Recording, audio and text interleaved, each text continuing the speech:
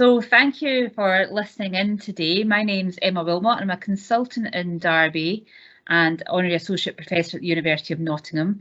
And I am absolutely delighted to be joined today by Jade Byrne, who many of you will know. She has led the Pricks show since 2018. If you haven't been to it, I'd highly recommend it. It is entertaining, amusing, tear-jerking, every emotion possible during that show, you know, particularly if you know or you are somebody who lives with type 1 diabetes. But I'm here today to speak to Jade about her experience of living with type 1 diabetes, but particularly in the context of her experience with Daphne. So Jade, do you want to tell us a bit about yourself? So yeah, I'm 36 now. I was diagnosed when I was 4, back in November 1989. I am an actress and a writer, and I also have an Etsy shop, Pricks Products, as well, with diabetes related products. I do currently run a dance studio, although I'm about to step back from that. So I've always been busy. I've got 2 kids as well, 2 girls, Megan and Melissa. And yeah, I keep myself very busy, but let diabetes fit into that. Yeah, and you've had diabetes now since what, 1989? How's it treated you over the years?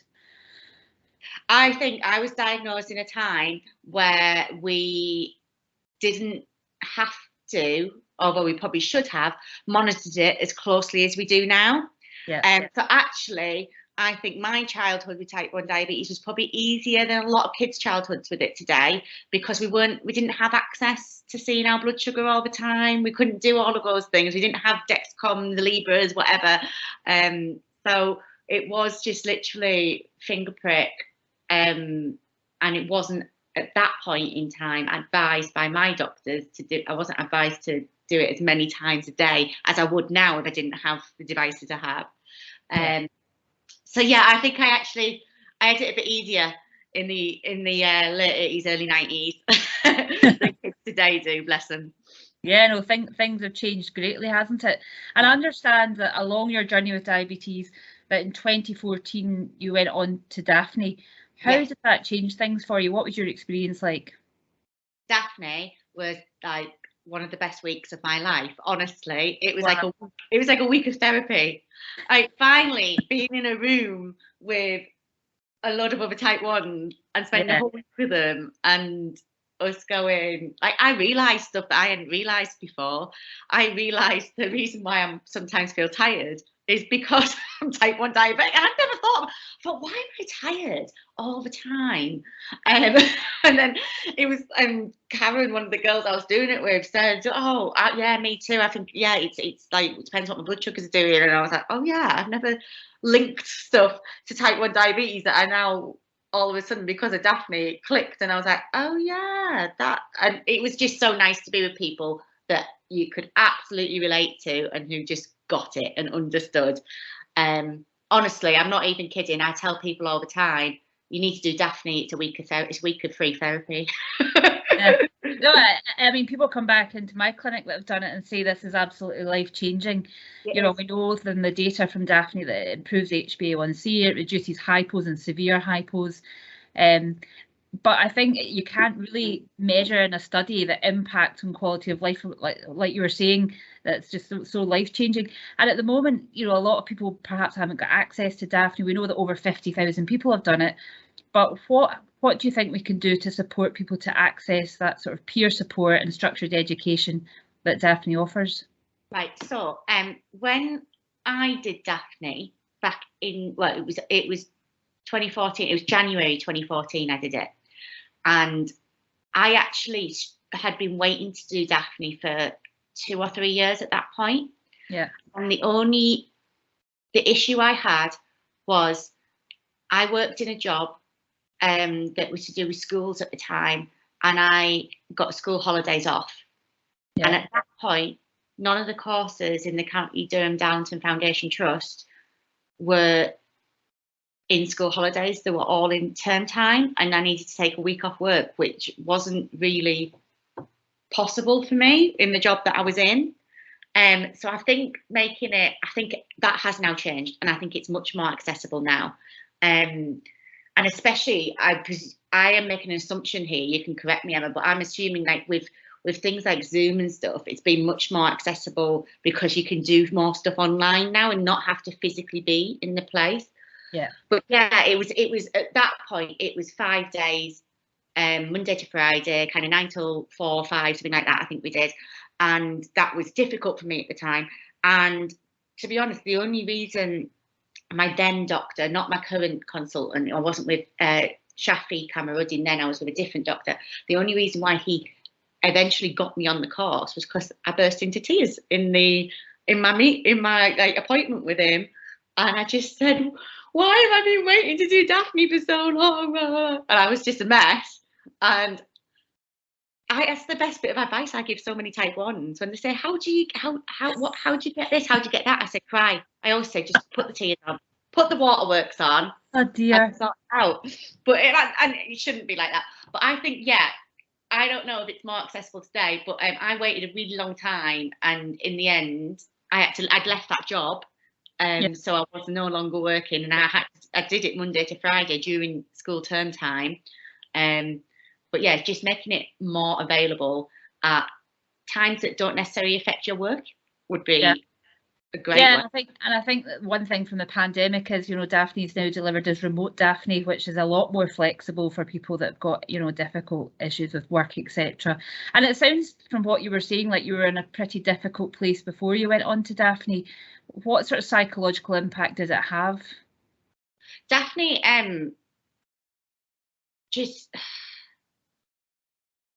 it was like a relief doing Daphne.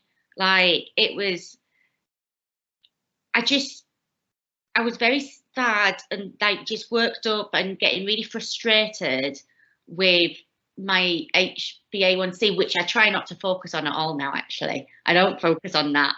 I focus on time in range. Yep. But back then, and I just remember doing Daphne, and all of a sudden, it meant that I could just be Jade and not be Jade with diabetes, if that makes sense. I've still got diabetes, but it made life was much easier. So it was definitely like a huge kind of mental health kind of relief. It was like, oh, hang on, yeah, this all makes sense. I learned a lot of new things that I didn't know. But I'd grown up in a time where we carb counted. So I grew up in a time, like when I was first diagnosed, it was a case of I had to have 30 grams of carbs for my breakfast. I had to have a 10-gram snack at 10:30. I had to have 40 grams at lunch, and it was all at certain times. So I was quite good when it came to the carb counting bit, where they test your pen and knowledge and carb counting. I kind of aced that. I was good at that because I've always had to know the carbs. I'd always had to, and I hadn't for a long time really. But yeah, I'd always had to know before. So yeah, I was quite good at that bit. No, I did learn lots of new things, especially about alcohol. I learned a lot about alcohol that I never knew. Yeah, which was interesting. And I think that's the thing, a lot of people think, oh, it's just a carb counting course, but there's so much more to it than that, isn't there? So much more. And to be fair, if I hadn't done Daphne, I would never have ever considered a pump, I don't think.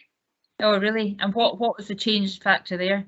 So I was so adamant that I didn't want a pump. I didn't want something permanently attached to me. From about the age of 15, 16, I'd been offered a pump.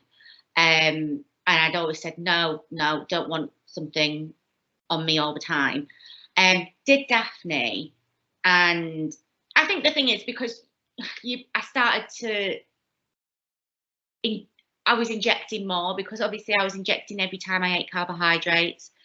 I did start to feel more like a pincushion, but the nurses were very gentle with me, because one of the nurses that was running it had known me since diagnosis, and she knew I had a strong opinion on pumps at that time, and I didn't want one. Jade, so she was really gentle with the way she was trying to introduce me to it. But they had some pumps there that we could look at and learn a little bit about.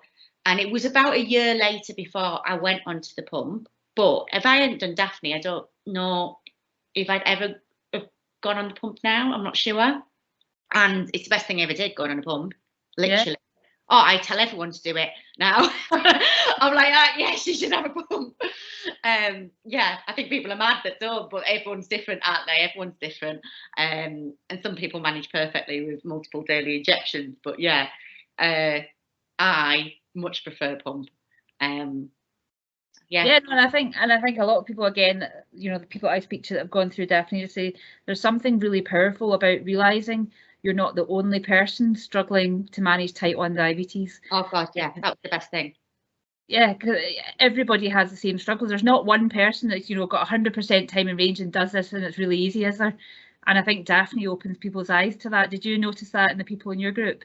Yeah, and I was sat next to a chap who had Bruce had a hypo while we were doing, and he was sat right next to me, and I said to him, "Are you all right?" He went, "I'm hypo, but I don't want them to know." And I went, "Why don't you want them to know?" I went, "Like, we're all diabetic, like we all get it, and the nurses all get it." He was like, "Yeah, but," and I said, and by the end of the week, he wasn't ashamed of going hypo anymore. But at the start of the week, he was like, "I don't want them to know that I'm hypo," but we all were going high, low, and it was like, oh my God, I've gone up to 15. Why have I gone up to 15? Like, oh, maybe. And then one of them would go, maybe the whatever you had at lunch, like, because we're eating lunch together every day. So like, and I was like, oh, I never thought about that. And like, I did. It was so nice to sit with other people and realise there isn't, and I don't believe to this day that there's a perfect diabetic. And I see all these straight line posts and stuff on Instagram, and I'm just like, do one. I don't want to look at that. That's not helpful to me. And my lines are just much more interesting than yours. That's all I would say. Yeah. Well, the way I look at it is it's a bit like Facebook. You put pictures of your nice holiday on Facebook because you want to see people to see the nice things in your life. That's the same with diabetes. People post flat lines because they rarely occur, and when they do, they want to capture the moment. But that puts out the thought that that's the normal thing, and it's just not, is it? Exactly, and it's not normal. It isn't. No. No, and I think Daphne just gives that perspective. But no, well, it's been fantastic speaking to you, Jade. I think, you know, you're a real ambassador for people living with type 1 diabetes, for Daphne, for pumps. It sounds like pumps have made a huge difference to you. And again, I would encourage people to go and see your show because it really, really brings out all of the issues that living with diabetes, you know, that we all come against. And it's just a fantastic show. But no, thank you very much for sharing your experience with Daphne. Any other take-home messages for everybody? I was going to say, I'll give you a little exclusive. So I'm on the tour I'm on with my show at the moment is the final tour.